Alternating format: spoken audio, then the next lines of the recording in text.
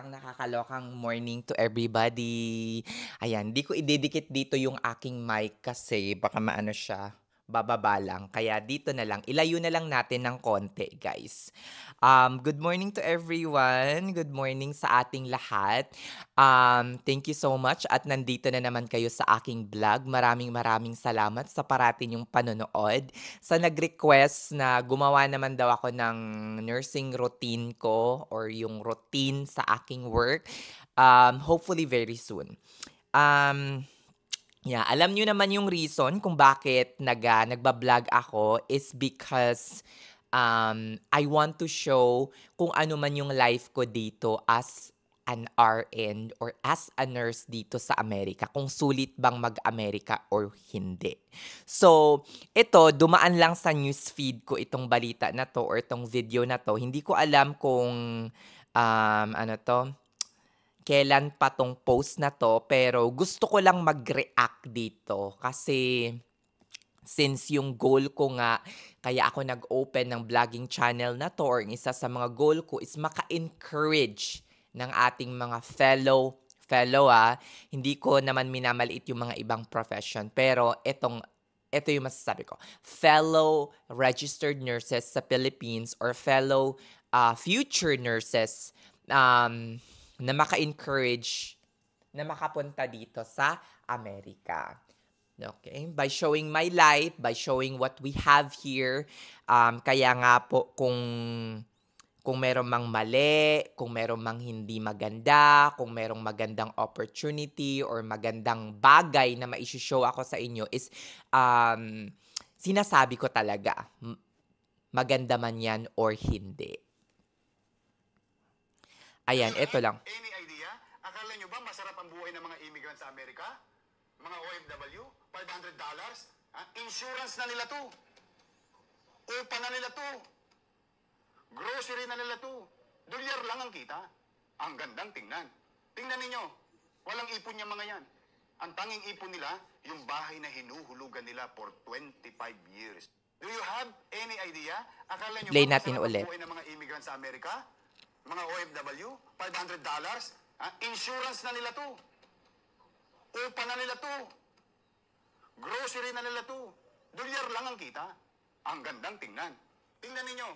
Walang ipon niya mga yan. Ang tanging ipon nila, yung bahay na hinuhulugan nila for 25 years. Do you have... Yes. Somehow, meron namang katotohanan itong ano na to, statement na to galing kay Isko Moreno or Mayor-elect Isko Moreno. Meron namang katotohanan kasi hindi naman lahat ng mga immigrant dito sa Amerika ay parang namumuhay ng marangya or nakakaipon. Meron pa ngang, 'di ba, may mga news pa nga na may naging isang pulubi or naging homeless na Pilipino or kung ano man or mga hindi lang Pilipino, mga ibang immigrant dito sa Amerika na parang namumulubi.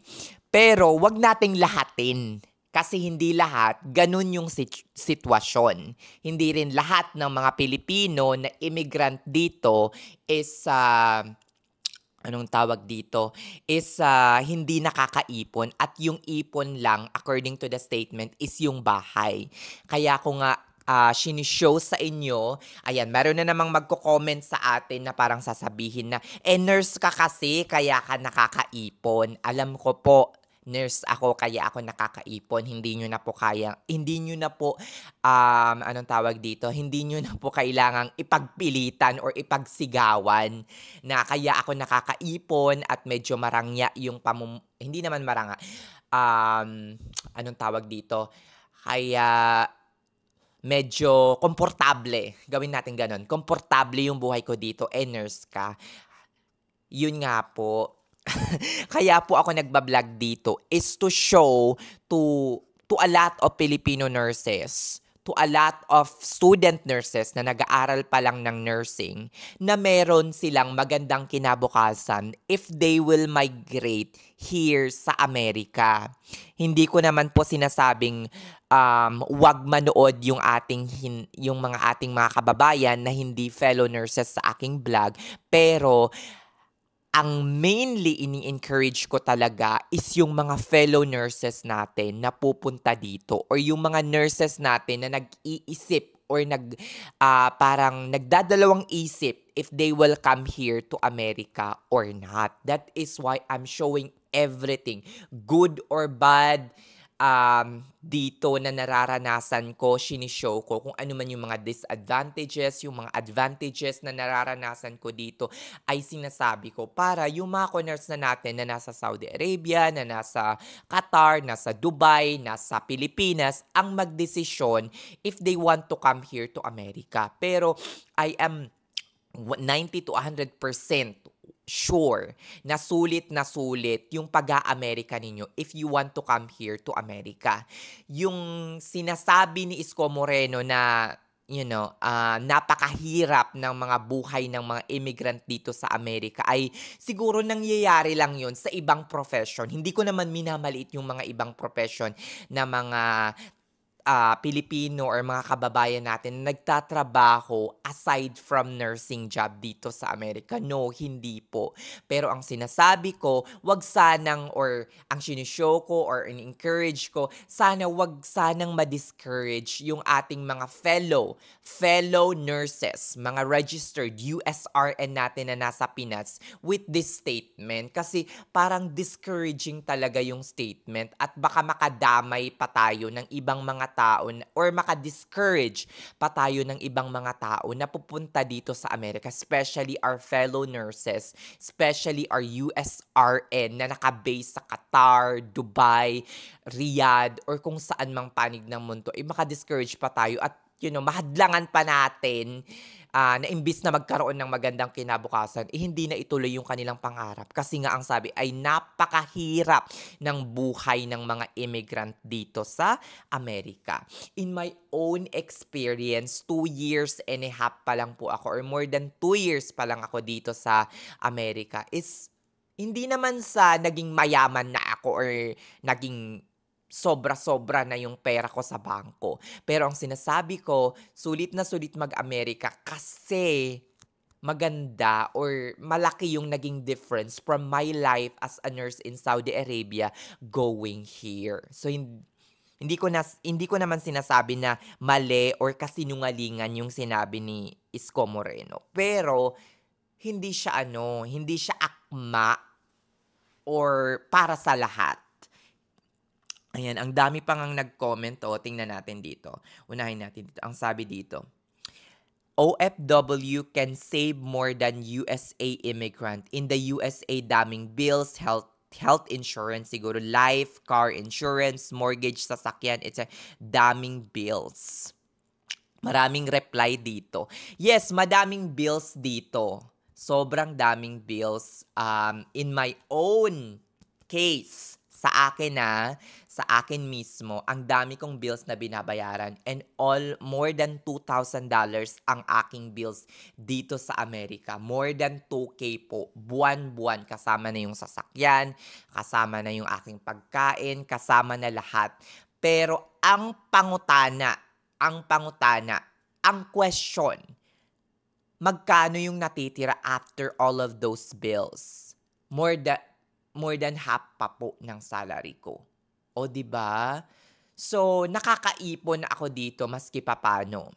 And at the same time, nakakaipon na ako buwan-buwan, meron pa akong aantayin Social Security pension pagtanda ko, meron pa akong aantayin na 401k pagtanda ko, meron akong makukuha or retirement plan pag nag-reach na ako ng 60 or 65. So, merong pera dito sa Amerika, especially for mga registered nurse natin dito sa Amerika. Hindi ko disclaimer lang, hindi ko parang dinidiscourage naman yung mga ibang profession na pumunta dito sa Amerika. Ayan. Pero mainly, ang focus ng aking vlog is para sa ating mga kunars, maka-encourage ng mga kunars natin na pumunta dito sa Amerika. Ayan. Next. Sabing ganon. Eto pa, meron na sabi dito. Okay naman kami dito sa Amerika. Mas masarap buhay dito kesa Pinas. That is true. Hindi lang sa Pinas, kung ikukumpara ko yung buhay sa Saudi Arabia, nung nasa Saudi pa ako. Ang sabi pa ng iba, hindi lahat, Mayor, wala kang alam. Yes, siguro yung mga galit na galit dito is yung mga, especially yung mga profesyon na kumikita ng sapat or kumikita ng more than enough for their needs, especially yung mga single nating mga kunars, 'di ba? Tapos meron pa dito ang sabi, "You're wrong. You are wrong. Perception of Filipino immigrants in America. We live in abundance here and prosperity. There is really a fulfillment of American dreams. I earn," eto pa, sa sana all dito, "I earn $9,000 a month. That's equivalent to 540,000 in peso. I send my poor relatives in Pinas to college and so far, two graduated already. Praise to God." O, di ba? Sabi pa, meron namang iba na sumang-ayon, correct ka diyan, kasi ako wala talaga akong ipon, baon pa sa utang. Wrong, Yorme, walang ipon. Wrong, Yorme, walang ipon, question mark. You are right, mahirap dito. You said it perfectly, some 30 years per mortgage. Yeah, may mga sumasang-ayon, meron namang hindi. So, hindi talaga siya sa pangkalahatan. Hindi tayo pare-pareho, hindi tayo pare-pareho ng sitwasyon, hindi tayo pare-pareho ng trabaho. So, kanya-kanya, wag nating lahatin lahat ng mga immigrants dito na parang naghihirap or walang naiipon. At yung naiipon lang is yung yung mortgage or yung bahay na tinitirhan nila for 25 years. So, for me, wag sanang ma-discourage yung ating mga fellow Filipino nurses na papunta pa lang dito sa Amerika dahil sa ganitong mga statement or dahil sa ganitong mga, comment from a politician na parang wala namang alam, 'di ba? Eto pa, meron pang nagsabi dito, "Mayor, you talk like you live in the US before for a long time." Yeah, that is true. 'Di ba? Wag tayong magsalita kung wala naman tayong experience firsthand or nakapunta ng US or live here for more than a year and experience or nakita talaga kung anong meron dito sa United States of America. 'Di ba? Kasi kung magsalita si Yorme, parang tumira siya dito for like a decade or 20 years, mga ganyan. Nakakaloka, 'di ba? Siyalak talaga yung mga ganito kasi very discouraging yung ganitong mga statement. Eto pa, 30 years fix most here, not 20 years. Totoo ba? But the good thing is my pension after retirement habang buhay at merong medical coverage. How do you know, Mayor, na walang ipon ang mga tao sa Amerika? It depends kung marunong kang mag-manage ng pera. Excuse me, Mayor, wag mong lahatin. Yeah, maraming na-offend compare sa mga taong sumang-ayon. Kasi hindi lahat ng mga immigrant dito sa Amerika is walang ipon, 'di ba?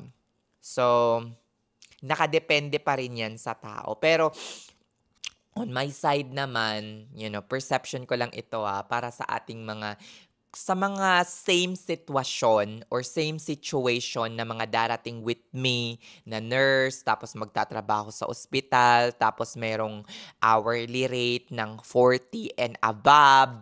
Guys, you are in the right way. You are in the right path. Sa subscriber ko na magte-take pa lang ng NCLEX or student nurse pa lang ngayon na nag-aaral for nag-aaral for nursing and then magte-take ng NCLEX and eventually migrate here in the US, wag sana kayong ma-discourage dahil sa ganitong statement kasi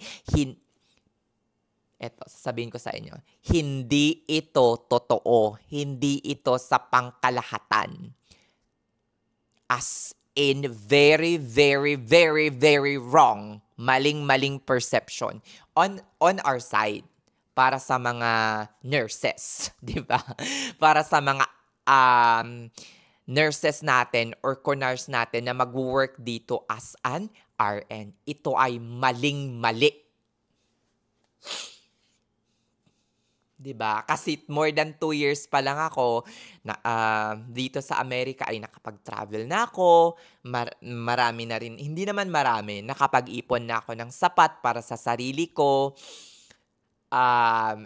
Parang masaya ako kung anong meron ako dito, kung ano yung naranasan ko for more than 2 years dito sa Amerika. So, hanggang dito na lang. Ayoko nang pahabain itong vlog na 'to. Maraming salamat sa parating pakikinig at panonood sa akin. Gusto ko lang talagang mag-react dito sa nakita ko kasi ayokong palampasin itong pagkakataon na ito na mag-react sa ganitong statement na bulok at hindi siya makatotohanan. Kasi ayokong ma-discourage yung mga kunars natin sa Middle East man yan or sa Pinas man yan, sa Saudi, Riyadh, Qatar o kung saan man na pumunta dito sa Amerika. Dahil lang sa narinig nila na yung apartment, na yung car insurance, yung car umaabot ng libo-libong dolyar. Yes, that is correct. Even yung bahay ko dito, more than $1,000. O 'di ba? 60,000 pesos or 70,000 pesos na renta. Pero ang pangutana sa mga nurses natin or sa mga co-nurse natin na nagtatrabaho dito bilang isang RN sa ospital, ito yung question. Kaya mo ba? Kaya ba? Kayang-kaya. Kasi ang sweldo ng isang registered nurse nito ay malayong-malayo sa sweldo namin sa Pilipinas. Malayo sa sweldo namin sa Saudi Arabia. O 'di ba? Parati kong sinasabi yan kasi imagine niyo na lang yung sweldo ng isang nurse, pagkumparahin natin kasi nga, parang pinapahalagahan nila or mahalaga yung trabaho or yung role ng isang nurse dito sa Amerika. So for example, sa Saudi, yung sweldo namin or yung sweldo ko sa Saudi, parang ka-level lang ng isang US citizen, ng isang citizen doon sa Saudi.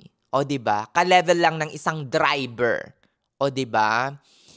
Sa Pilipinas, yung sweldo ng isang nurse halos ka-level lang ng cashier, hindi sa government kunyari nasa private hospital ka. Halos ka-level lang ng isang office worker or kung ng isang cashier sa SM. Parang ganun. Pero dito, ang level ng sahod ng mga nurses ay hindi ka-level ng mga nagtatrabaho sa Costco or sa Costco mataas pala. Sa mga iba, for example, yung mga tagalinis, mga ganyan, or kung ano man, hindi siya ka-level nun. Times 4 or times 3 yung hourly rate namin dito. So, doon pa lang sa comparison na yon na parang, ay, mataas yung sweldo ng mga nurses sa Amerika. Kaya nga, ito yung parang final destination ng lahat. Ito yung parang, hindi naman sa final destination na dapat makapunta lahat ng mga nurse natin dito sa Amerika. Ito yung parang, ano ba to? Yung parang, ito na yung last resort or last na lugar na pupuntahan ng karamihan ng mga nurses natin. Kasi, sa orientation pa lang, nung bagong salta ako dito sa Amerika, Canadian nurses, UK nurses, o 'di ba? Wala namang Australian. Filipino nurses, Qatar nurses, Dubai nurses, na mga Pilipino natin. Riyadh, Saudi. Ito yung puntahan. So, which means, ito yung parang pinaka-popular destination in terms of benefits. In terms of benefits kapag nag-retire na kayo, kasi may pension kayo pag nag-retire na kayo. In terms of benefits and what? Salary. So, sa mga future nurses natin na nag-i-aim na pumunta dito sa Amerika, sana ay hindi kayo ma-discourage sa ganitong statement. 'Di ba? So, hanggang dito na lang, sobrang humahaba na itong vlog na to. Thank you so much sa parati yung pakikinig at panonood. Shalak! Tatagan niyo yung loob niyo sa mga meron palang sa mga nag-aaral pa lang, sa magte-take na pa lang ng NCLEX, nag-aantay pa lang ng priority date kasi sulit na sulit mag-Amerika. And sasagutin ko ang tanong na yan na nakakaipon ba? Yes, definitely 120%, 1000% na makakaipon kayo dito sa Amerika, may pamilya man o wala. Nasa pagbabudget nyo lang, wag lang magiging social climber pagdating nyo dito. Siyalak.